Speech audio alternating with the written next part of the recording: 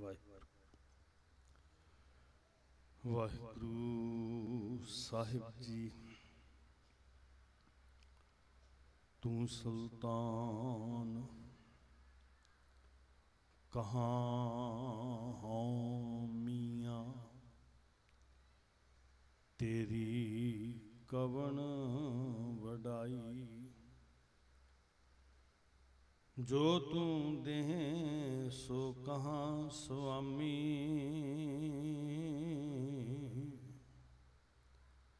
मैं मूर्ख कहन ना जाई।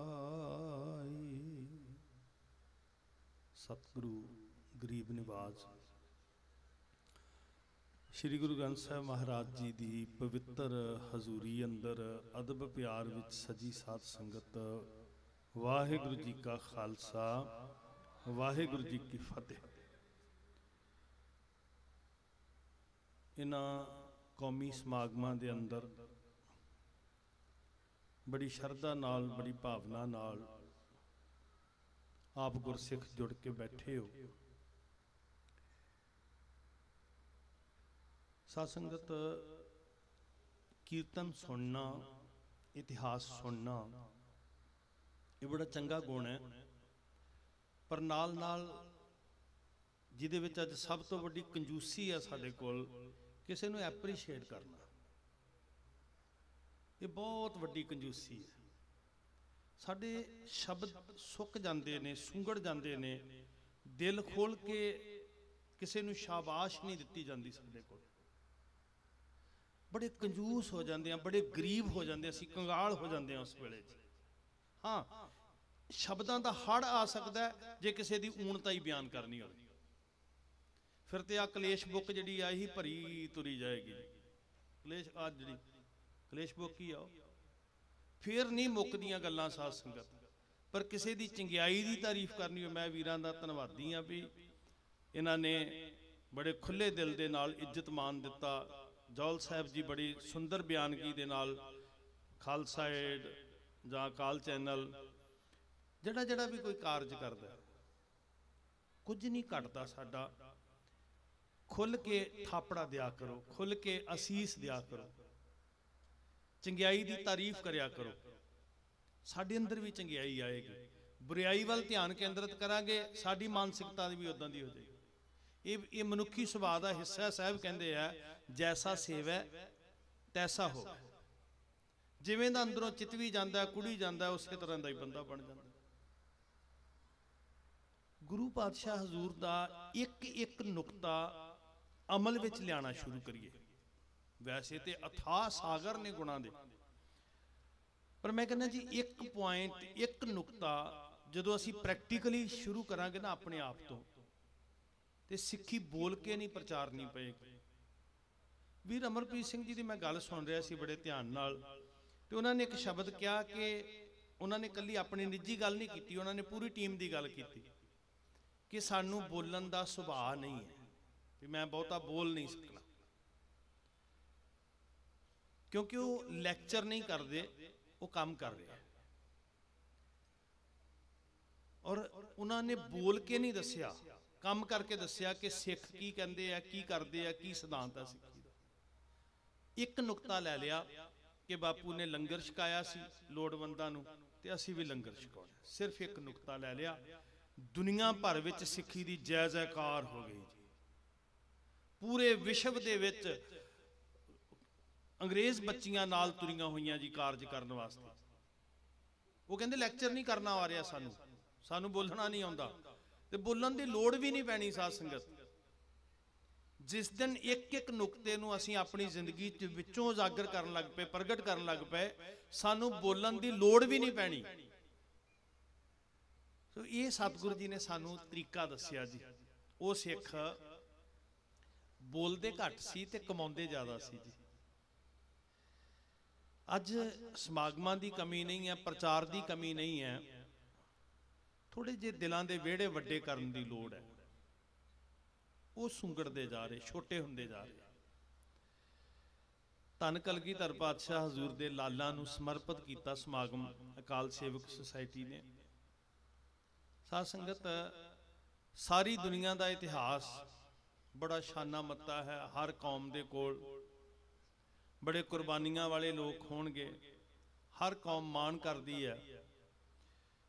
सिख पंथ का इतिहास बड़ा अमीर है, पर जे सारे विश्व के इतिहास विचों सिर्फ असी ये 6-7 दिनों की गल करिए, 6 पोह तो लैके 13 पोह तक, ते कुल कायनात विच इदां दी होर किते घटना, इदां दा होर इतिहास, इदां दा होर वरतारा पूरी कायनात च, पूरे विश्व विच होर दूसरा किते नहीं मिलता। सारी कायनात का इतिहास एक पलड़े च पा दिए ते मेरे सतगुरु जी के जीवन दियां 7 रातां एक पलड़े च पा दिए, शायद कोई पूरा ना उतर सके। साथ संगत, अचरज है, सब कुछ अचरज है। इस संगति पंडाल के अंदर समाज सेवक भी बैठे, संत महापुरख भी बैठे, संगत सारी जुड़ी है, और खास करके प्रशासन बैठा है, राजनीतिक शख्सियतां भी बैठी। बड़ी वधिया गल है, जुड़ के बैठना चाहिए। मैं थोड़ी जी बेनती करनी चाहता, 6 पोह की रात का कारण की है, शायद सानू प्रेरणा मिल जाए जी सारिਆਂ। धन गुरु गोबिंद सिंह सच्चे पातशाह महाराज हजूर समुचे परिवार के समेत 6 पोह की रात को आनंदपुर साहब तो रुखसत होंगे है, जिन्होंने दरवेश लिखारी मुसलमान कवि अल्लाह यार खान जोगी कहता है, तारों की छाओं में किले से सतगुरु रवां हुए। भावें वो इतिहास नहीं है, पर वो रचना इतिहासक बन गई है। वो इशारा बड़ा स्पष्ट है कि रात का पहला पैर होएगा जदों धन गुरु गोबिंद सिंह महाराज जी 6 पोह की रात को किला आनंदगढ़ तक कूच करते हैं। शाम का वेला सी, सतगुरु जी श्री आनंदपुर साहब दीयां गलियां विच दी आखिरी वार गुजरदी है। शरीर करके महाराज ने आनंदां दी पुरी दी पवित्र गलियां नूं आखिरी शोभ बख्शिश कीती ते सतगुरु जी उस स्थान ते गए जिथे धन गुरु तेग बहादुर सच्चे पातशाह महाराज जी दे धड़ तो बिना पवित्र सीस का संस्कार होया सी। करते दा ध्यान धर के अरदास की, संगत नाल ते मुखातब होकर महाराज ने फैसला सुनाया सी कि श्री आनंदपुर साहब तो असी कूच करना है, किहड़ा सिख इत्थों की सेवा संभाल करेगा। भाई गुरबख्श जी ने सेवा झोली च पवाई, पर नाल एक शर्त रखी सी, कहंदे दाता सेवा ते जिथे कहोगे मेरे धन भाग, मैं मौत के मूँह विच भी सेवा करांगा, मैं हर मुसीबत नूं अपने पिंडे ते जर लवांगा। पर सच्चे पातशाह जी जे तुसी आनंदपुर साहब तो चले गए, मेरे लिए वड्डी समस्या है कि मैं जीवांगा किवें। तुहाडे विछोड़े दे विच मैं दुनिया की हर मुसीबत झल्लांगा, पहाड़ी राजे आउणगे, मुगल फौजां आउणगियां, मेरे जिस्म नूं फीता फीता कर देण, मैनूं चिंता नहीं, जिस्म दे कट्टे जाण दी चिंता नहीं, तुहाडे विछोड़े दी चिंता सता रही है। ते कलगियां वाले दी प्रीत विच सजे सिखो, जिहड़ी गल मेरे साहिब ने कही सी ना, इहनूं हिरदे ते लिख लिओ। महाराज कहन लगे, भाई गुरबख्श जदों नित प्रेम विच भिज के बाणी पढ़ेगा, जदों ज़ाहर ज़हूर ते हाज़र हजूर दृढ़ करेगा, जदों सदा अंग संगे अपने हिरदे ते लिख लवेगा, जदों सदा इस विगास विच जीवेगा, आनंद भया मेरी माए सतगुरु मैं पाया। अरदासा सोध के वेखी, अखां खोली तेरे कोल असीं होवांगे, कदी तू कल्ला नहीं होएगा। आप बचन सतगुरु जी ने कल्ले भाई गुरबख्श जी नाल नहीं कीता, साडे सारियां नाल कीता। सिखा अमृत वेले उठ के नितनेम करी, अरदास करके वेखी, तू कल्ला कदी नहीं होएगा, और तू वाकई कहेगा सो सतगुर प्यारा मेरा। भाई साहब जी आ गए ना, बड़ा प्यारा शब्द भाई लखविंदर सिंह जी पढ़ते हैं। साध संगत, जिहड़ी मैं गल तुहाडे नाल सांझी करनी चाहुंदा और बहुत जरूरी है, अज मैं चाहुंदा समाज के सारे वर्ग नूं समझ विच आ जाए। साडे सत्कारयोग मैंबर श्रोमणी गुरुद्वारा प्रबंधक कमेटी बैठे, होर शख्सियतां बैठे, आखिर कारण की सी श्री आनंदपुर साहब छड्डण दा जी। वेखो, एक गल ते साडी समझ आउंदी है भी उन्ना नुकसान 8 महीनिਆਂ विच अंदर नहीं हुंदा जिन्ना 8 पैरां विच बाहर हो जांदा। ਤੇ ਜਦੋਂ ਕੋਈ ਧਿਆਨੰਦਾਰੀ ਦੇ ਨਾਲ ਵਿਸ਼ਲੇਸ਼ਣ ਕਰੇਗਾ ਤੇ ਦੂਰਅੰਦੇਸ਼ੀ ਇਹ ਕਹਿੰਦੀ ਹੈ ਕਿ ਇਹਦਾ ਮਤਲਬ ਅੰਦਰ ਸੁਰੱਖਿਅਤ ਸਨ, ਬਾਹਰ ਬਹੁਤ ਖਤਰਾ ਸੀ। ਤੇ ਫਿਰ ਇਹ ਕਿਸ ਤਰ੍ਹਾਂ ਦਾ ਫੈਸਲਾ ਹੋਇਆ ਕਿ ਇੰਨਾ ਵੱਡਾ ਨੁਕਸਾਨ ਉਠਾਉਣ ਲਈ ਕਿਲੇ ਚੋਂ ਬਾਹਰ ਕਿਉਂ ਆ ਗਏ? ਇਹਦੇ ਨਾਲ ਤੇ ਅੰਦਰ ਹੀ ਸੁਰੱਖਿਅਤ ਸਨ। ਜਦੋਂ ਅਸੀਂ ਬਚਪਨ 'ਚ ਸੁਣਿਆ ਤੇ ਸਾਨੂੰ ਦੋ ਕਾਰਨ ਸੁਣਾਏ ਗਏ। ਅਕਸਰ ਬਹੁਤ ਸਾਰੇ ਬੁਲਾਰੇ ਦੋ ਗੱਲਾਂ ਕਹਿੰਦੇ ਹੁੰਦੇ ਸੀ। ਇੱਕ ਤੇ ਕਿਹਾ ਜਾਂਦਾ ਸੀ ਸਤਿਗੁਰ ਜੀ ਦੇ ਨਾਲ ਛਲ ਹੋ ਗਿਆ, ਧੋਖਾ ਹੋ ਗਿਆ, ਝੂਠੀਆਂ ਕਸਮਾਂ ਖਾ ਲਈਆਂ। ਕੁਝ ਲੋਕਾਂ ਨੇ ਇਦਾਂ ਵੀ ਸੁਣਾਇਆ ਸੀ ਕਿ ਝੂਠੀਆਂ ਕਸਮਾਂ ਖਾ ਲਈਆਂ, ਸਤਿਗੁਰੂ ਜੀ ਦੇ ਨਾਲ ਧੋਖਾ ਕਰਕੇ ਕਿਲਾ ਖਾਲੀ ਕਰਵਾ ਲਿਆ। ਕੁਝ ਨੇ ਆਪਣਾ ਅੰਦਾਜ਼ਾ ਲਾ ਕੇ ਕਿਹਾ ਕਿ ਮਜਬੂਰੀ ਐਸੀ ਸੀ, ਬੇਵਸੀ ਐਸੀ ਸੀ, ਅੰਦਰ ਰਾਸ਼ਨ ਪਾਣੀ ਸਭ ਕੁਝ ਮੁੱਕ ਗਿਆ, ਸਿੱਖਾਂ ਨੇ ਰੁੱਖਾਂ ਦੇ ਛਿੱਲੜ ਖਾ ਖਾ ਕੇ ਗੁਜ਼ਾਰਾ ਕੀਤਾ ਤੇ ਮਜਬੂਰੀ ਵਸ ਕਿਲਾ ਆਨੰਦਗੜ੍ਹ ਛੱਡਣਾ ਪਿਆ। ਨਹੀਂ ਸਾਸ, ਦੋਨੋਂ ਗੱਲਾਂ ਜਦੋਂ ਅਸੀਂ ਗੁਰਬਾਣੀ ਦੀ ਕਸੌਟੀ ਤੇ ਸਤਿਗੁਰ ਦੀ ਸ਼ਖਸੀਅਤ ਨੂੰ ਵੇਖਦੇ ਹਾਂ ਤੇ ਦੋਨੋਂ ਗੱਲਾਂ ਸਾਨੂੰ ਹਜ਼ਮ ਕਦੀ ਨਹੀਂ ਹੋਣਗੀਆਂ। ਠੀਕ ਹੈ, ਦੰਦ ਕਥਾਵਾਂ, ਲੋਕਾਂ ਦੇ ਅੰਦਰ ਪ੍ਰਚਲਿਤ ਰਵਾਇਤਾਂ, ਉਹ ਕੁਝ ਵੀ ਹੋ ਸਕਦੀਆਂ, ਪਰ ਗੁਰੂ ਦੀ ਸ਼ਖਸੀਅਤ ਨੂੰ ਅਸੀਂ ਗੁਰੂ ਦੇ ਰੂਪ ਵਿੱਚੋਂ ਹੀ ਪਰਖਣ ਦਾ ਯਤਨ ਕਰੀਏ। ਤੇ ਜਦੋਂ ਅਸੀਂ ਸਤਿਗੁਰੂ ਜੀ ਦਾ ਗੁਣ ਵੇਖਦੇ ਹਾਂ, ਇੱਕ ਬਚਨ ਬੜਾ ਅਟਲ ਹੈ ਕਿ ਗੁਰੂ ਨੂੰ ਕੋਈ ਛਲ ਨਹੀਂ ਸਕਦਾ। ਕੀ ਸਮਝਦੇ ਅਸੀਂ ਸਤਿਗੁਰੂ ਜੀ ਨੂੰ? ਕਿ ਕਿਸੇ ਨੇ ਝੂਠ ਬੋਲ ਕੇ ਕਸਮ ਖਾਧੀ ਤੇ ਸੱਚੇ ਪਾਤਸ਼ਾਹ ਜੀ ਨੂੰ ਪਤਾ ਹੀ ਨਹੀਂ ਲੱਗਿਆ। ਅਛਲ ਅਛੇਦ ਅਪਾਰ ਪ੍ਰਭ ਉੱਚਾ ਜਾਂਕਾ ਰੂਪ, ਉਸ ਦੇਵੀ ਜੋਤ ਦੀ ਜਦੋਂ ਸਾਨੂੰ ਪਹਿਚਾਣ ਕਰਵਾਈ ਗਈ ਤੇ ਉਹਨੂੰ ਕੋਈ ਛਲ ਨਹੀਂ ਸਕਦਾ ਜੀ। ਕੋਈ ਦੁਨੀਆ ਦੀ ਤਾਕਤ ਉਹਦੇ ਘਟ ਘਟ ਕੇ ਅੰਤਰ ਕੀ ਜਾਣਤ, ਅੱਗੋਂ ਦੇਖਿਆ ਪਿੱਛੋਂ ਦੇਖਿਆ ਤੁਝ ਤੇ ਕਹਾਂ ਛੁਪਾਵੇ। ਫਿਰ ਕਿਸ ਤਰ੍ਹਾਂ ਮੰਨਾਂਗੇ ਵੀ ਜੀ ਪਤਾ ਨਹੀਂ ਲੱਗਿਆ ਜੀ, ਉਹਨਾਂ ਨੇ ਝੂਠ ਮੂਠ ਕਹਿ ਦਿੱਤਾ ਜੀ ਕਿਲਾ ਛੱਡ ਦੋ, ਹਮਲਾ ਨਹੀਂ ਕਰਾਂਗੇ। ਆਪ ਨਾਰਾਇਣ ਕਲਾ ਧਾਰ ਜਗ ਮੈਂ ਪਰਵਰਿਓ। ਅੰਦਾਜ਼ਾ ਗਲਤ ਲਾ ਲਿਆ ਕਿ ਸਧਾਰਨ ਮਨੁੱਖ ਛਲਿਆ ਜਾ ਸਕਦਾ।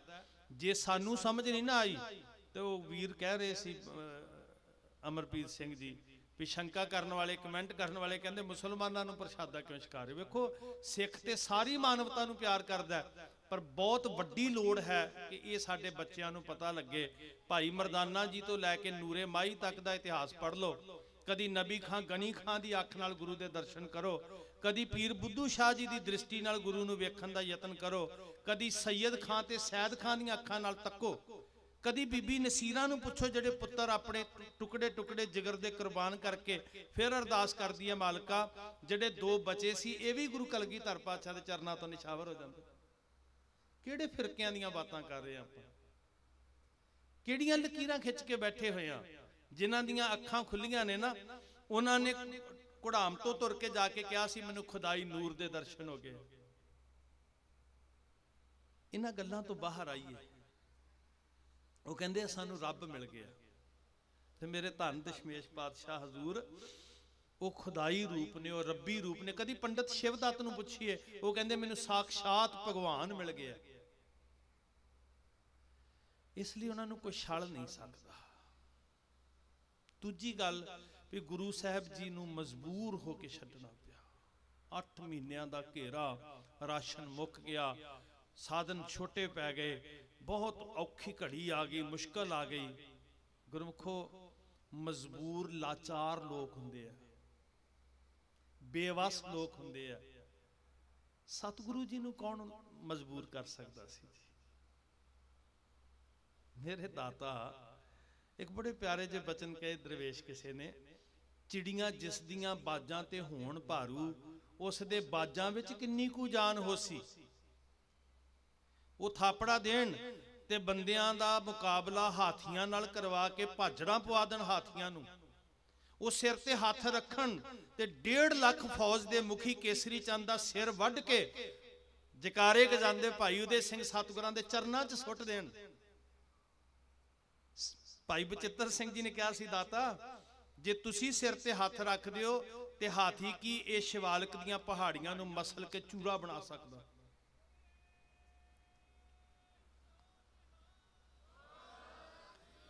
ਜਿਨ੍ਹਾਂ ਸਿੱਖਾਂ ਦੇ ਅੰਦਰ ਇਹ ਦ੍ਰਿੜ ਹੈ ਨਾ ਕਿ ਨਿੱਕੀ ਕੀਰੀ ਮੈਂ ਕੱਲ ਰੱਖਿਆ, ਭਸਮ ਕਰਾ ਲਸ਼ਕਰ ਕੋਟ ਲਾਖਿਆ। ਉਹਨਾਂ ਨੂੰ ਪਤਾ ਸਤਿਗੁਰੂ ਨੂੰ ਕੌਣ ਮਜਬੂਰ ਕਰ ਸਕਦਾ ਬਈ। ਕਿਹੜੀ ਦੁਨੀਆ ਦੀ ਤਾਕਤ ਜਿਹੜੀ ਲਾਚਾਰ ਕਰ ਦੇਗੀ, ਬੇਵਸ ਕਰ ਦੇਗੀ। ਚਿੜੀਆਂ ਜਿਸ ਦੀਆਂ ਬਾਜਾਂ ਤੇ ਹੋਣ ਭਾਰੂ, ਉਸ ਦੇ ਬਾਜਾਂ ਵਿੱਚ ਕਿੰਨੀ ਕੁ ਜਾਨ ਹੋਸੀ। 1.25 ਲੱਖ ਨਾਲ ਇੱਕ ਲੜਾਉਣ ਵਾਲਾ ਕਲਗੀਧਰ ਖੁਦ ਕਿੱਡਾ ਬਲਵਾਨ ਹੋਸੀ। ਉਹ ਜਦੋਂ 9 ਟੰਕੇ ਧੁਨਖ ਦੀ ਤੰਦੀ ਤੇ ਚਾੜ ਕੇ ਤੀਰ ਛੱਡਦੇ ਆ ਤੇ ਬੰਦੇ ਨਹੀਂ, ਹਾਥੀਆਂ ਦੇ ਜਿਸਮ ਨੂੰ ਚੀਰ ਕੇ ਪਾਰ ਲੰਘ ਜਾਂਦੇ ਆ। ਕਿਲਾ ਆਨੰਦਗੜ੍ਹ ਦੀ ਮਮਟੀ ਤੇ ਬੈਠ ਕੇ ਤੀਰ ਚਲਾਉਂਦੇ, ਸਤਲੁਜ ਤੋਂ ਪਾਰਲੇ ਪਾਸੇ ਬੈਠੇ ਭੀਮ ਚੰਦ, ਸ਼ੇਰ ਅਫਗਾਨ, ਸ਼ੇਰ ਮੁਹੰਮਦ, ਉਹਨਾਂ ਦੇ ਪਲੰਗੇ ਦੇ ਪਾਵੇ ਨੂੰ ਚੀਰਦਾ ਹੋਇਆ ਤੀਰ ਧਰਤੀ ਤੇ ਧੱਸਦਾ ਤੇ ਤੀਰ ਨੂੰ ਪਕੜ ਕੇ ਪਹਿਚਾਨ ਕੇ ਕਹਿੰਦੇ ਯਾ ਖੁਦਾ ਇਹ ਕਰਾਮਾਤ ਹੈ। ਸਾਹਿਬਾਂ ਨੂੰ ਪਤਾ ਸੀ ਮਹਾਰਾਜ ਦੂਸਰਾ ਤੀਰ ਛੱਡਦੇ ਜਿਹੜਾ ਰੁੱਖ ਦੇ ਤਣੇ 'ਚ ਵੱਜਦਾ, ਉਹਦੇ ਨਾਲ ਪੱਤਰ ਲਿਖਿਆ ਹੋਇਆ ਤੇ ਉਸ ਪੱਤਰ ਨੂੰ ਖੋਲ ਕੇ ਪੜ੍ਹਦੇ ਆ, ਲਿਖਿਆ ਸਤਿਗੁਰ ਜੀ ਨੇ, ਇਹ ਕਰਾਮਾਤ ਨਹੀਂ, ਇਹ ਅਭਿਆਸ। ਏਡੇ ਕਮਾਲ ਦਾ ਅਭਿਆਸ। ਕਦੀ ਤੁਸੀਂ ਇਤਿਹਾਸ ਨੂੰ ਬਰੀਕੀ ਨਾਲ ਪੜੋ ਤੇ ਸਤਿਗੁਰ ਜੀ ਇਸ ਅਭਿਆਸ ਨੂੰ ਪਟਨਾ ਸਾਹਿਬ ਤੋਂ ਸ਼ੁਰੂ ਕਰਦੇ ਆ, ਜਿੱਥੇ ਹਾਣੀਆਂ ਦੀਆਂ 2 ਟੋਲੀਆਂ ਬਣਾ ਕੇ ਗੰਗਾ ਦੇ ਤੱਟ ਉੱਤੇ ਪਾਣੀ ਸੁੱਟ ਕੇ ਕੰਪੀਟੀਸ਼ਨ ਸ਼ੁਰੂ ਹੁੰਦਾ। ਇਹ ਜੰਗੀ ਅਭਿਆਸ ਸੀ, ਇਹ ਮਨਸੂਈ ਜੰਗ ਸੀ, ਇਹੀ ਹੋਲੇ ਮਹੱਲੇ ਦਾ ਆਰੰਭ ਸੀ ਤੇ ਇਹੀ 14 ਜੰਗਾਂ ਦੀ ਸ਼ੁਰੂਆਤ ਸੀ। ਅਸਲ ਵਿੱਚ ਹਾਰੀ ਹੋਈ ਮਾਨਸਿਕਤਾ ਦੇ ਅੰਦਰ ਜਿੱਤਣ ਦਾ ਜਜ਼ਬਾ ਪੈਦਾ ਕਰਨਾ। ਜਿਹੜੇ ਲੋਕਾਂ ਨੇ ਸਿਰ ਝੁਕਾ ਕੇ ਜੂਨਾ ਪ੍ਰਵਾਨ ਕਰ ਲਿਆ ਸੀ, ਉਹਨਾਂ ਲੋਕਾਂ ਨੂੰ ਅੰਦਰ ਇੱਕ ਫੁਰਨਾ ਪੈਦਾ ਕਰਨਾ ਕਿ ਆਓ ਜਿੱਤਣ ਦਾ ਚਾਅ ਪੈਦਾ ਕਰੀਏ। ਨਿੱਕੇ ਨਿੱਕੇ ਬਾਲਾਂ ਨੂੰ ਨਾਲ ਲੈ ਕੇ ਪਾਣੀ ਸੁੱਟ ਕੇ 2 ਟੀਮਾਂ ਨੂੰ ਜਿੱਤਣ ਤੇ ਜੋਸ਼ ਭਰਨ ਵਾਸਤੇ ਸਤਿਗੁਰ ਜੀ ਅਭਿਆਸ ਕਰਾਉਂਦੇ ਆ। ਸ਼ਸਤਰ ਸਤਿਗੁਰ ਜੀ ਆਨੰਦਪੁਰ ਸਾਹਿਬ ਵਿੱਚ ਬਣਵਾਉਂਦੇ ਆ, ਸ਼ਸਤਰਾਂ ਦਾ ਅਭਿਆਸ ਕਰਾਉਂਦੇ ਆ ਤੇ ਦੁਨੀਆ ਦੇ ਹੋਸ਼ੇ ਰੰਗਾਂ ਦੀਆਂ ਹੋਲੀਆਂ ਚੋਂ ਕੱਢ ਕੇ ਕਲਗੀਧਰ ਪਾਤਸ਼ਾਹ ਜੀ ਸ਼ਸਤਰਾਂ ਦੇ ਅਭਿਆਸ ਦਾ ਤਿਉਹਾਰ ਸਿੱਖਾਂ ਨੂੰ ਦਿੰਦੇ ਆ, ਹੋਲਾ ਮਹੱਲਾ। ਸਵੈਮਾਨ ਜਗਾਓ, ਉਸ ਸਤਿਗੁਰ ਜੀ ਦੀ ਰਹਿਮਤ ਉੱਤੇ ਮਾਣ ਮਹਿਸੂਸ ਕਰੋ ਸਿਰ ਉੱਚਾ ਕਰਕੇ। ਜਦੋਂ ਸਾਨੂੰ ਉਸ ਬਖਸ਼ਿਸ਼ਾਂ ਦਾ ਅਹਿਸਾਸ ਹੋਏਗਾ ਨਾ, ਗਰਵ ਹੋਏਗਾ, ਤੇ ਵਾਕਈ ਧੁਰ ਅੰਦਰੋਂ ਨਿਕਲੇਗਾ ਕਿ ਕਲਗੀਧਰ ਪਾਤਸ਼ਾਹ ਸ਼ੁਕਰ ਸਾਨੂੰ ਤੇਰੀ ਸਿੱਖੀ ਨਸੀਬ ਹੋਈ ਹੈ। ਉਹ ਸਤਿਗੁਰੂ ਜਦੋਂ 9 ਟੰਕੇ ਧੁਨਖ ਦੀ ਤੰਦੀ ਤੇ ਚਾੜ ਕੇ ਤੀਰ ਛੱਡਦੇ, ਮੈਂ ਬੜੀ ਵਾਰੀ ਇਹਦਾ ਵਿਸਥਾਰ ਕੀਤਾ। ਮੈਂ ਚਾਹੁੰਦਾ ਨੌਜਵਾਨੀ ਨੂੰ ਪਤਾ ਲੱਗੇ ਕਿ ਮੇਰੇ ਦਾਤਾ ਗਰੀਬ ਨਵਾਜ ਪਾਤਸ਼ਾਹ ਜੀ ਚੜ੍ਹਦੀ ਕਲਾ ਕਿੱਦਾਂ ਝੋਲੀ ਚ ਪਾਉਂਦੇ। ਅੱਜ ਜਿਹੜੀ ਸਭ ਤੋਂ ਵੱਡੀ ਕਮਜ਼ੋਰੀ ਹੈ ਖਾਸ ਕਰਕੇ ਪੰਜਾਬ ਦੀ ਧਰਤੀ ਦੇ ਉੱਤੇ, ਉਹ ਹੈ ਚੜ੍ਹਦੀ ਕਲਾ ਗਵਾਚ ਗਈ। ਨੌਜਵਾਨ ਨਸ਼ੇ ਦੇ ਰਾਹ ਤੇ ਤੁਰਿਆ, ਅੰਦਰੋਂ ਹਾਰਿਆ ਹੋਇਆ। ਕਿਸਾਨ ਸੁਸਾਈਡ ਦੇ ਰਾਹ ਤੇ ਤੁਰਿਆ, ਅੰਦਰੋਂ ਟੁੱਟ ਚੁੱਕਿਆ। ਕਮਾਲ ਹੋ ਗਈ। ਲੱਖਾਂ ਦੇ ਘੇਰੇ 'ਚ ਘਿਰੇ ਹੋਏ ਪੁੱਤਰਾਂ ਦੀਆਂ ਲਾਸ਼ਾਂ ਸਾਹਮਣੇ ਵੇਖਣ ਵਾਲਿਆਂ ਨੇ ਇੱਕ ਗੱਲ ਸਿਖਾਈ ਵੀ ਸਿੱਖ ਆਖਰੀ ਸਾਹ ਤੱਕ ਚੜ੍ਹਦੀ ਕਲਾ ਦਾ ਪੱਲਾ ਨਹੀਂ ਛੱਡਦਾ। ਆਤਮ ਜਿਣੈ ਸਗਲ ਵਸ ਤਾਂ ਕੈ ਜਾਂ ਕਾ ਸਤਿਗੁਰ ਪੂਰਾ। ਜਦੋਂ ਸਤਿਗੁਰੂ ਸਿਰ ਤੇ ਹੱਥ ਰੱਖਦਾ ਤੇ ਇਹ ਗਰੀਬੀਆਂ, ਇਹ ਮੁਸੀਬਤਾਂ, ਇਹ ਮੁਸ਼ਕਲਾਂ, ਇਹ ਕੋਈ ਅਰਥ ਨਹੀਂ ਰੱਖਦੀਆਂ। ਸਾਧ ਸੰਗਤ, ਘਰਾਂ ਤੋਂ ਬੇਘਰ, ਭੂਰਿਆਂ ਵਿੱਚ ਰਾਤਾਂ ਕੱਟਣ ਵਾਲੇ, ਸਿਰ ਤੇ ਛੱਤ ਨਹੀਂ, ਕਦੀ ਬੀਕਾਨੇਰ ਦੇ ਜੰਗਲਾਂ ਵਿੱਚ, ਉਹ ਮਾਰੂਥਲਾਂ ਵਿੱਚ, ਕਦੀ ਬਸੋਲੀ ਦੀਆਂ ਪਹਾੜੀਆਂ 'ਚ, ਕਦੀ ਕਾਨੋਵਾਨ ਦੇ ਸ਼ੰਭਾਂ ਵਿੱਚ, ਪਰ ਕਰਤੇ ਦਾ ਸ਼ੁਕਰ ਕਰਕੇ ਕੋਈ ਗੱਲ ਕਹਿੰਦੇ ਸੀ, ਨਾਨਕ ਨਾਮ ਚੜ੍ਹਦੀ ਕਲਾ ਤੇਰੇ ਭਾਣੇ। ਆ ਕਿੱਡੇ ਕਮਾਲ ਦਾ ਵਿਰਸਾ ਦਿੱਤਾ ਸਾਨੂੰ ਸਾਧ ਸੰਗਤ। 1 ਟੰਕ = 25 kg। ਜਦੋਂ ਅਸੀਂ ਪੈਰਾਮੀਟਰ ਵੇਖਦੇ ਨਾ ਮਾਪਣ ਦਾ, ਜਿਵੇਂ ਵੋਲਟੇਜ ਮੀਟਰ, ਕਿਲੋਮੀਟਰ, ਲੀਟਰ, ਹਰ ਚੀਜ਼ ਨੂੰ ਮਾਪਣ ਦੇ ਆਪਣੇ ਆਪਣੇ ਪੈਰਾਮੀਟਰ। ਤੇ ਕਿਸੇ ਚੀਜ਼ ਦੀ ਖਿੱਚ ਨੂੰ, ਜਿਵੇਂ ਇਹਨੂੰ ਖਿੱਚ ਰਹੇ ਆਪਾਂ, ਇਹਦੇ ਤੇ ਕਿੰਨੀ એનર્ਜੀ ਲੱਗੀ, ਕਿੰਨੀ ਪਾਵਰ ਲੱਗੀ ਹੈ, ਇਹਨੂੰ ਕਹਿੰਦੇ ਆ ਟੰਕ। ਜੇ 25 ਕਿਲੋ ਵਜ਼ਨ ਚੁੱਕਣ ਦੇ ਉੱਤੇ ਜਿੰਨਾ ਜ਼ੋਰ ਲੱਗਦਾ, ਉਹਨਾਂ ਇਹਨੂੰ ਖਿੱਚਣ ਤੇ ਜ਼ੋਰ ਲਾਈਏ ਤੇ ਫਿਰ ਇਹਨੂੰ 1 ਟੰਕ ਗਿਣਿਆ ਜਾਂਦਾ। ਹੁਣ ਸਾਹਿਬ ਦਾ ਧੁਨਖ ਜਿਹੜਾ ਕਮਾਨ ਹੈ, ਉਹਨੂੰ 9 ਟੰਕਾ ਧੁਨਖ ਇਤਿਹਾਸ ਦੱਸਦਾ। ਮਤਲਬ 25 ਨੂੰ ਮਲਟੀਪਲਾਈ 9 ਦੇ ਨਾਲ ਕਰੋ, 225 ਕਿਲੋ। ਤੇ ਜਿਹੜਾ ਮਨੁੱਖ 2 ਉਂਗਲਾਂ ਦੇ ਨਾਲ 225 ਕਿਲੋ ਵਜ਼ਨ ਚੁੱਕਣ ਦੀ ਸਮਰੱਥਾ ਰੱਖਦਾ, ਇਦਾਂ ਕਰਕੇ ਉਹ ਦਸ਼ਮੇਸ਼ ਜੀ ਦੇ ਧੁਨਖ ਦੀ ਤੰਦੀ ਚਾੜ ਸਕਦਾ ਸੀ। ਦੁਨੀਆ ਤੇ ਕੋਈ ਮਰਦ ਦਾ ਪੁੱਤ ਪੈਦਾ ਨਹੀਂ ਹੋਇਆ। ਉਸ ਸਤਿਗੁਰੂ ਨੂੰ ਕੋਈ ਮਜਬੂਰ ਕਰ ਦੇਗਾ ਜੀ। ਵਜੀਦਾ ਤੁਰਿਆ ਸੀ ਫੌਜ ਦਾ ਵੱਡਾ ਹੜ ਲੈ ਕੇ, 22 ਧਾਰ ਦੇ ਰਾਜੇ ਨਾਲ, ਦਿੱਲੀ ਦੀ ਫੌਜ ਨਾਲ, ਸ਼ੇਰ ਮੁਹੰਮਦ ਖਾਨ ਮਲੇਰਕੋਟਲੇ ਵਾਲਾ ਨਾਲ, ਜ਼ਬਰਦਸਤ ਖਾਨ ਲਾਹੌਰ ਤੋਂ ਨਾਲ, ਸ਼ੇਰ ਅਫਗਾਨ ਕਸ਼ਮੀਰ ਤੋਂ ਨਾਲ, ਜਲੰਧਰ ਦਾ ਸੂਬਾ ਨਾਲ ਟੁਕਿਆ।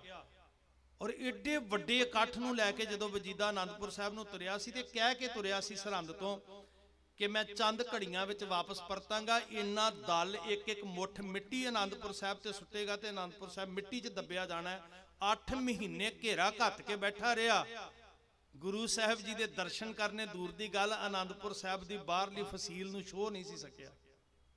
आ मरदानगी दित्ती सतगुरु जी ने। स्वैमान जगाओ सिखो अपने हृदय दे अंदर, चढ़दी कला लियाओ अपने अंदर। साहबजादियां दी याद ठीक है साडे अंदर बहुत वैराग पैदा करती है, पर मैं बेनती करदा उस वैराग नूं चढ़दी कला विच बदलण दी जाच सिखो। सानू सब तो पहला जिंदगी दा संघर्ष लड़ना आ जाए। असी लाचार ते मुथाज होके क्यों जीए जी? असी हारी हुई जिंदगी क्यों जीए? खालसा होवे खुद खुदा, जिम खूबी खूब खुदाए, ईन ना माने आन की बिन सच्चे पातशाह। वो कहता मैं अकाल दा अधीन हाँ, मैं किसी बंदे दे अधीन नहीं हाँ, क्यों मुथाजी करेगा? हुण सवाल बड़ा कीमती है। मैं समय विच यही सवाल तुहाडे नाल साझा करके आपां फिर आउण वाले दिन सफरे शहादत ते तुसीं सारा कुछ टीवी उत्ते वेखना। बहुत सारियां संगतां ने नाल शामिल होना काफले दे, विस्तार नाल उत्थे गल्लां करांगे। मेरे गुरसिख वीरो, खास करके समाज दीयां सारियां शख्सियतां, मैं माफ़ी मंग के एक शब्द कहंदा, एक कौड़ा सच है कि अज साडे समाज दे मूँह ते एक मुखोटा है सैकुलरिज्म दा। सच्चाई है नहीं है, इन्नी फिरकू अग विच इस हिंदुस्तान नूं बालिया जा रहा है। सानू हिंदुस्तान दा हित है सिखां नूं, क्योंकि असी 95% कुर्बानियां कीतियां ने। साडियां कुर्बानियां करके हिंदुस्तान अपने पैरों ते खड़ा है। पर जिस अग विच अज इस भारत नूं झोकिया जा रहा, असी हमदर्द बन के ये गल कह रहे हैं कि शायद आने वाले समय विच इहदा ये रूप नज़र ना आवे। रब दा वास्ता है वो फिरकू ताकतां कोलों इस देश नूं बचा लो। वैसे मेरा विशा नहीं है, पर मैं चाहता भी जिस धरती दा असी खांदे आ उहदे नाल वफा कमाउणी साडा धर्म है। अज कैनेडा अमेरिका च बैठे सिख अपने देशां नाल वफादारी करके इज्जत पा रहे हैं, ते साडे करके साडे पुरखियां करके ते इस देश की आज़ादी है। मुखोटा पहनिया होया सैकुलरिज्म दा, सारे धर्मां दे आदर दा, पर खोरा खतरनाक तरीके नाल लाया जा रहा है। किस तरह के दावे ने नगूणे कि असी तरीका मिथ के कहीए कि बाकियां नूं निगल जाना। इस मानसिकता तो बाहर आ जाओ, निगलिया कोई नहीं जाता हुंदा। ते खालसा पंथ जी तुसी चढ़दी कला च होवो। कलगियां वाले पातशाह हजूर धन गुरु गोबिंद सिंह महाराज ने जड़ा सानू रूप दे दिता है ना, कदी तुसी श्री गुरप्रताप सूरज ग्रंथ नूं पढ़ो ना, उहदे अंदर एक फिकर आउंदा, बड़ा फिकर, मैं कह रहा शब्द वरत्या फिकर।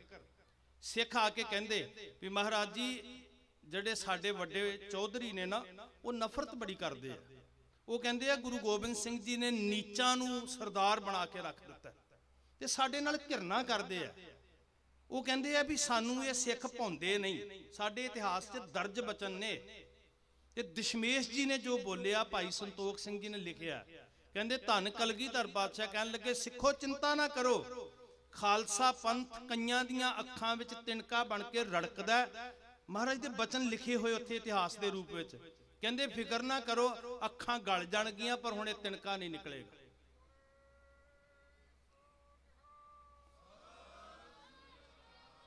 बस वो चढ़दी कला ना गवायो, तिनके इन्ने मजबूत बना दिते है ना। हुण ये किड्डे वड्डे भरम पाल के दुनिया बैठी साध संगत, वो वेखो दसम पातशाह हजूर दी दित्ती हुई जिन्नी देर तुहाडे कोल गात्रे किरपान है ना, उन्नी देर नहीं कोई निगल सकता, क्योंकि ढिड च गई हुई भी ढिड पाड़ देगी है। कोई खतरा नहीं है, कोई चिंता नहीं है।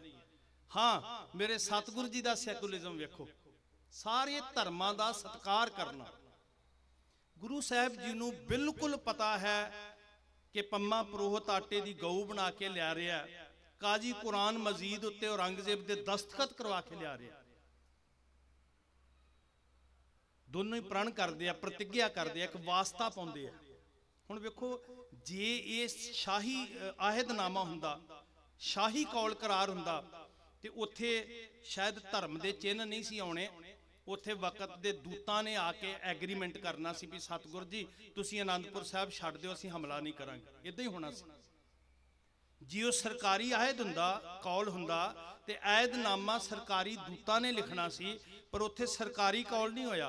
उत्थे धार्मिक मनुख धर्म दे चिन्ह लैके आए। पम्मा पुरोहित आटे दी गऊ लैके आया, सरहंद दा काजी कुरान मजीद लैके आया। ते इन्हां ने सतगुरु जी दे समक्ष जिहड़ी शर्त रखी, जिहड़ी बेनती रखी, वो बेनती दे बोल सी कि ये धर्म दे चिन्हां दा वास्ता पा के कहंदे आ सतगुरु जी किहड़ा मूँह लैके वापस परतीए। 8 महीनों का घेरा घत्या होया, बाहरली कंध तक नूं नहीं छो सके, खर्चे ने लक तोड़ दिता, बीमारी फैल गई, मुड़ीए किवें? ते असीं ये धर्म चिन्हां दा वास्ता पाउंदे आ कि आनंदपुर साहिब छड्ड दिओ। वो धर्म चिन्ह लिआउण दा मकसद ही यही सी। हुण जिहड़े सतगुरु जी ने 9 वरियां दी उमर च धर्म चिन्हां नूं बचाउण वास्ते हस के पिता जी नूं शहीद होण वास्ते दिल्ली नूं तोरिया होवे, वो अज धर्म चिन्हां नूं किवें ठुकरा सकदे सी जी? रस्ते दो सी, जां नकार दिंदे ते जां सत्कार दिंदे। ध्यान दिओ जी, रस्ते दो सी, जां नकार दिंदे ते जां सत्कार दिंदे। मेरे धन गुरु गोबिंद सिंह महाराज जी नूं पता है कि सत्कार दिता सी धर्म चिन्हां नूं, पिता कुर्बान करवाया सी। अज सत्कार देंगे तो सरबंस कुर्बान कराना पैना है। पर यह सैकुलरिज्म है धर्म की दुनिया के अंदर।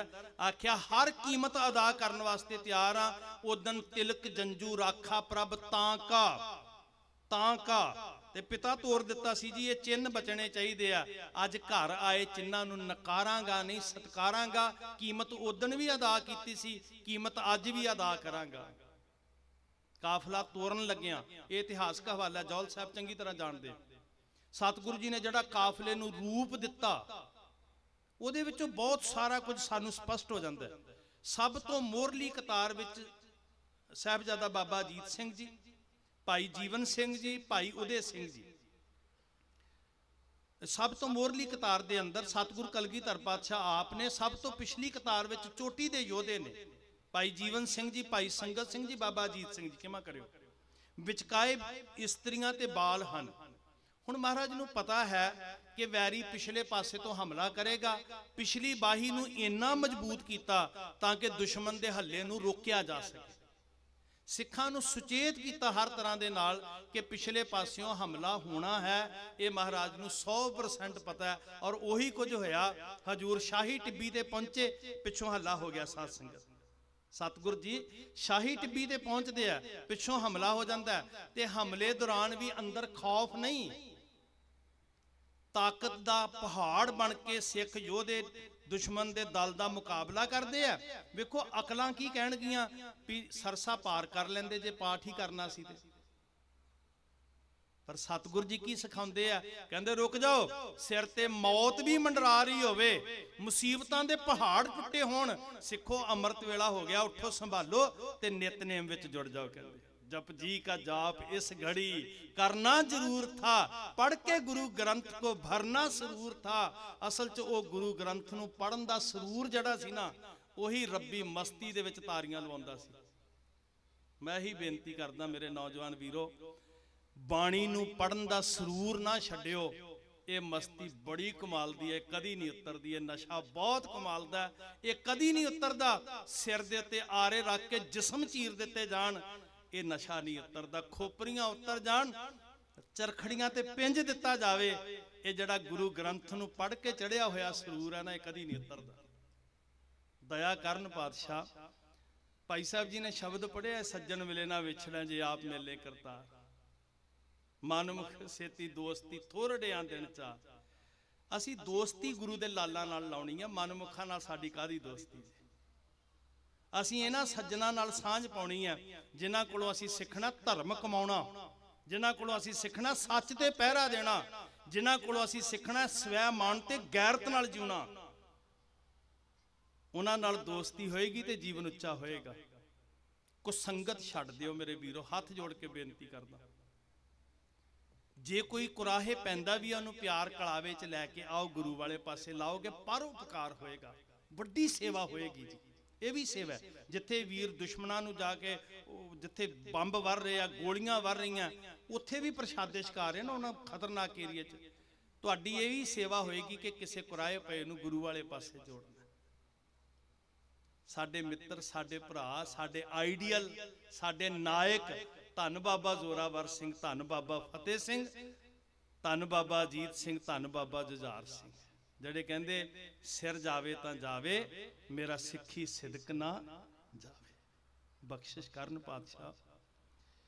28 ਤਰੀਕ ਨੂੰ ਧੰਨ ਬਾਬਾ ਜ਼ੋਰਾਵਰ ਸਿੰਘ, ਬਾਬਾ ਫਤਿਹ ਸਿੰਘ ਮਾਂ ਗੁਜਰੀ ਜੀ ਦਾ ਸ਼ਹੀਦੀ ਦਿਹਾੜਾ ਹੈ। 28 ਤਰੀਕ ਨੂੰ 26, 27, 28 ਦੇ ਦਿਨ ਨੇ। 28 ਨੂੰ ਮੁੱਖ ਸ਼ਹੀਦੀ ਨਗਰ ਕੀਰਤਨ ਹੈ। ਸਫਰੇ ਸ਼ਹਾਦਤ ਦੇ ਪ੍ਰੋਗਰਾਮ 22 ਦਸੰਬਰ ਪਹਿਲਾ ਪੜਾਅ ਆਪ ਜੀ ਨੂੰ ਦੱਸ ਰਹੇ ਸੀ ਜੌਲ ਸਾਹਿਬ, ਬਾਬਾ ਕੁੰਮੇ ਮਾਸ਼ਕੀ ਦੀ ਸ਼ਾਨ, ਜਿੱਥੇ ਜਿੱਥੇ ਸਫ਼ਰ 'ਚ ਰੁਕੇ ਮਾਂ ਜੀ ਤੇ ਲਾਲ। 8 ਪੋਹ ਨੂੰ 23 ਦਸੰਬਰ ਹੈ ਸਿਹੇੜੀ ਗੰਗੂ ਜਿੱਥੇ ਲੈ ਕੇ ਆਉਂਦਾ। ਤੇ ਫਿਰ 24 ਦਸੰਬਰ ਕੋਤਵਾਲੀ ਸਾਹਿਬ, ਉਹ ਕੈਦ ਕਾਲ ਕੋਠੜੀ ਜਿੱਥੇ ਮੇਰੇ ਸਤਿਗੁਰੂ ਜੀ ਦੇ ਜਿਗਰ ਦੇ ਟੁਕੜੇ ਆ ਕੇ ਕੈਦ ਹੁੰਦੇ ਆ। ਤੇ ਫਿਰ 25 ਦਸੰਬਰ ਨੂੰ ਠੰਡੇ ਬੁਰਜ ਦੀ ਸਰਦਲ ਤੇ ਬਹਿ ਕੇ ਆਪਾਂ ਗੱਲਾਂ ਕਰਨੀਆਂ ਸਤਿਗੁਰੂ ਜੀ ਦੇ ਲਾਲਾਂ ਨਾਲ। ਅਸੀਂ ਮਾਂ ਗੁਜਰੀ ਜੀ ਦੀ ਗੋਦ ਦਾ ਨਿੱਘ ਮੰਨਣਾ ਤੇ ਕਹਿਣਾ ਕਿ ਤੁਸੀਂ ਇਕੱਲੇ ਨਹੀਂ ਚੱਲ ਰਹੇ, ਅੱਜ ਸਾਰਾ ਪੰਥ ਕਾਫਲਾ ਬਣ ਕੇ ਤੁਹਾਡੇ ਚਰਨਾਂ 'ਚ ਨਾਲ ਚੱਲ ਰਿਹਾ।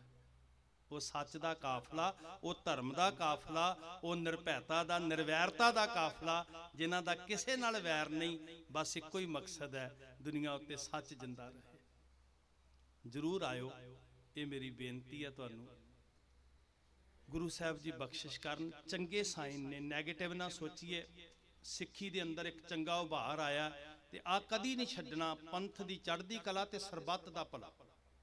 ਰੁੱਖ ਲਾ ਰਹੇ ਹੋ, ਲੰਗਰ ਲਾ ਰਹੇ ਹੋ, ਇਹੀ ਸੇਵਾ ਹੈ। ਮਨੁੱਖਤਾ ਸਾਹ ਲਵੇ, ਮਨੁੱਖਤਾ ਜੀਵੇ ਰੱਜ ਰੱਜ ਕੇ, ਸਾਡਾ ਇਹੀ ਮਕਸਦ ਹੈ। ਕਿਸੇ ਦੇ ਹੱਕ ਦੇ ਉੱਤੇ ਕੋਈ ਕਬਜ਼ਾ ਨਾ ਕਰੇ, ਬਸ ਇਹੀ ਮਕਸਦ ਹੈ ਸਾਡਾ।